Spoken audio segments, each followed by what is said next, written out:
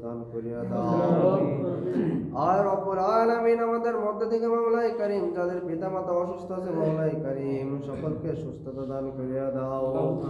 আর রব্বুল আলামিন আমাদের মধ্যে যারা অসুস্থ আছে মাওলাই করিম সকলকে সুস্থতা দান করিয়া দাও। আর রব্বুল আলামিন আমাদের মধ্যে মাওলাই করিম যারা ঋণ আছে ঋণ পরিশোধ করার তৌফিক দান করিয়া দাও। আর রব্বুল আলামিন আমাদের মধ্যে যে যে পেরেশানির মধ্যে আছে মাওলাই করিম সকলের পেরেশানিকে মুক্ত করিয়া দাও। আর রব্বুল আলামিন এই মহল্লার প্রতি আপনি খাস রহমত নাযিল করিয়া দাও। আর রব্বুল আলামিন সকলকে পাঁচ ওয়াক্ত নামাজ পড়ার তৌফিক দান করিয়া দাও। ربنا تقبل منا إنك أنت السميع العليم وتب علينا إنك أنت التواب الرحيم. اللهم اغفر لي حينا وميتنا وشاهدنا وغائبنا وصغيرنا وكبيرنا وذكرنا وأنثانا. اللهم من أحييته منا فأحيه على الإسلام ومن توفيته منا فتوفه على الإيمان. سبحان ربك رب العزة عما يصفون وسلام على المرسلين والحمد لله رب العالمين. আজকে জেগে কর স্থানে ভালো